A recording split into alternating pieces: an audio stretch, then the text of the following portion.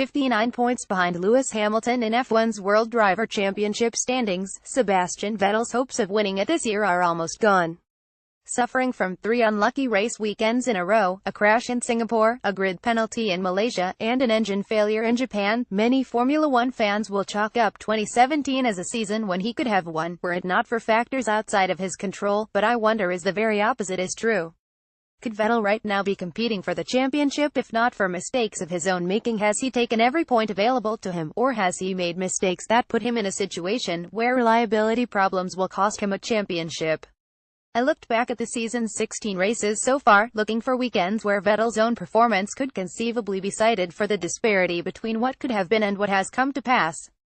Naturally, every weekend where Vettel won can be ignored. There are no points to be reclaimed from any of Vettel's 4 wins, which include Australia, Bahrain, Monaco, and Hungary. So where did Vettel lose ground? 1. Chinese Grand Prix, April 9. Hamilton's performance was untouchable and allowed him to take home the Grand Chelem pole, fastest lap, and every lap led. To claim Vettel could have extracted more from his car to surpass a prime performance by Hamilton would be dubious at best. 2.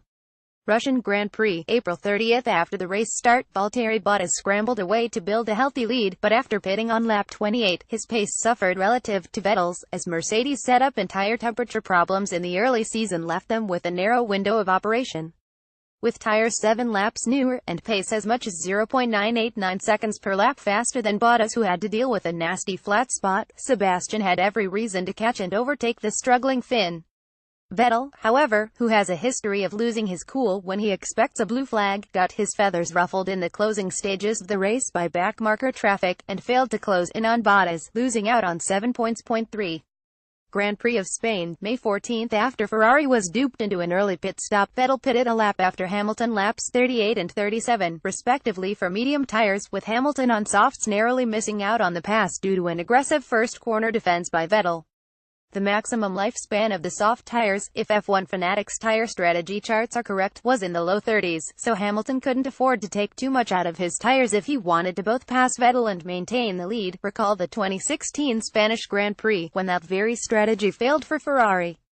While Raikkonen and Verstappen used the same tire compound, as opposed to differing compounds, the situation is paralleled in that the driver on better tires was trailing the race leader after the final pit stop, and had to use a narrow window of opportunity to overtake the leading car for a chance at the race win.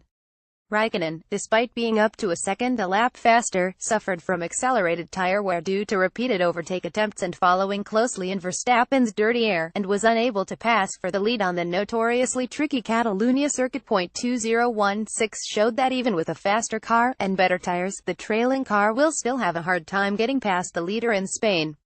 We can be sure that Hamilton knew this, and on lap 44, Number 44 made his move around the outside of turn 1 to take the race lead, which he maintained until the checkered flag, as was shown to be possible in 2016. Staying calm and not overreacting to a driver approaching from behind can be the difference between keeping and losing position at the tricky Catalunya circuit.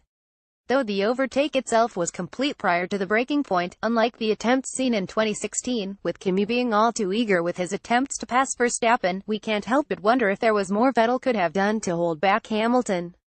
With how difficult it is to determine if Vettel squeezed every drop from his SF70H, and whether or not there was more to give, the net result is that a win for Vettel in Spain would have had the effect of narrowing the gap as it stands now by 14 points, not 7, as the extra points Hamilton took with the race win would have been transplanted to Vettel's score. Due to how contentious this hypothetical is, it will be mentioned again later, in the final tally of the season's point losses so far. Excluding Spain leaves the running total at 7 points lost for Seb. 4. Grand Prix du Canada, June 11. In turn 1, Vettel's front wing was clipped by Verstappen, forcing him to pit early. Vettel recovered admirably from this wrench thrown into his plans, eventually finishing P4, with Verstappen's Renault Tag Heuer engine doling out justice for the slight in the form of self-termination. Sebastian's point loss in Canada cannot be attributed to his own performance. 5. Azerbaijan Grand Prix, June 25. In one of the season's most controversial moments, Vettel accidentally collided with Hamilton, accusing him of brake-checking him when Hamilton let off the throttle. The FIA later checked the telemetry of the car, and concluded Hamilton didn't touch the brakes, but Vettel, seeing red, pulled alongside Hamilton, and gave him an angry thump, earning himself a 10-second stop-and-go penalty, a relative slap on the wrist for having deliberately caused a collision. Hamilton had headrest issues, and had to pit for a quick fix, which would have left Vettel with a comfortable race lead over Daniel Ricciardo, had he not earned himself his penalty. After the penalty, however, Sebastian eventually finished less than 6 seconds adrift of Ricciardo, and would have been capable of winning, were it not for his shenanigans, which cost him 13 points. Running total 20.6. Austrian Grand Prix, July 9. For this race, Vettel lacked the decisive pace advantage that could have earned him a race win in Russia, and despite clinging to Valtteri Bottas' rear wing as closely as he could manage, the pace between the two cars was close enough that the odds of an overtake for the race win were almost reliant upon Bottas making a mistake. The Finn, though, kept his cool until the checkered flag, to take the second race win of his career. 7. British Grand Prix, July 16. At the tail end of the race, Vettel was on track for a P4 finish, though he looked for a short time to be the benefactor of Kimi Raikkonen's front left tire failure, when he was temporarily promoted to P3 before his own front left went limp. Shuffled back to P7, Vettel missed out on 6 points he would have earned, had tires failed on neither car. Was he responsible? No. Pirelli absolved Ferrari of fault for the blowouts. 8. Belgian Grand Prix, August 27. A collision between the Force Indias sprayed shards of carbon fiber across the surface of the Kimmel Straight, soliciting a safety car for cleanup. When the race restarted, both drivers were on fresh tires, Hamilton on softs, Vettel on ultra softs. While Hamilton got the jump on Vettel after the safety car relinquished control of the race to the Mercedes driver, Vettel was right there with him at the entry to the chicane, his tires allowing him a later braking point. Though an overtake attempt down Kimmel Straight was attempted, the grunt of the Mercedes W08's engine and its more efficient high-speed aero allowed Hamilton to pull ahead before the braking zone. Could Vettel, with a snappier reaction to the race restart, have overtaken Hamilton into the chicane? Maybe, but he would have had to face Hamilton drafting him down Kimmel Straight instead, which could have amounted to the same result come Les Combes. Furthermore, Vettel had no decisive lap time advantage, and while he set the Trek's race lap record, a 146.477, Hamilton's best was a minuscule 0.026 off. Vettel performed to his best, but the win was probably out of reach. It is difficult to imagine Ferrari winning Belgium this year, in any circumstances. 9. Italian Grand Prix, September 3. If anything, Vettel should be lauded for the damage control he achieved at a track that favored Mercedes so heavily. In the last fifth of the race, the threat of Daniel Ricciardo emerged, with Vettel's P3 finish at risk to the Honey Badger, who was probably seeing red and out for blood. After leaving the pits on lap 38, Ricciardo was consistently close to a second a lap faster than Vettel, and the Red Bull Racing pit wall predicted he would chase down Vettel by the end of the race. Sebastian, however, maintained a steadfast pace, whereas Ricciardo, be it due to worn tires or a lower engine mode, saw a slower lap time starting on lap 50, the gap just too large to overcome. 10. Singapore Grand Prix, September 17. The low point of the season for the Tifosi, Vettel, Raikkonen, and Verstappen came together before turn 1, resulting in the collateral damage of Fernando Alonso, totaling 4 drivers KO'd from the incident. The topic has been exhausted, and the conclusion is almost unanimous: Vettel done goofed. There is little left to say about the incident, so we'll examine an alternate scenario in which these drivers didn't collide after the race start. Verstappen revealed after Malaysia that he feels he can be harder on drivers fighting for the championship, so we have no reason to believe Verstappen would have backed out of an overtake attempt on Vettel into turn 1, and Kimi's lightning start would have given him the position to make a move of his own. From here, there is no telling who would have come out in front. In a crash-free scenario, with all those affected escaping turn 1 unscathed, Vettel can be given a conservative minimum of a P3 finish, with the change in points standing for Vettel changing from 25 to 3. This ending would have had a net effect on the point gap between the two drivers of 28 points, and more if Vettel would have finished further up the podium. The running total stands at 48.11.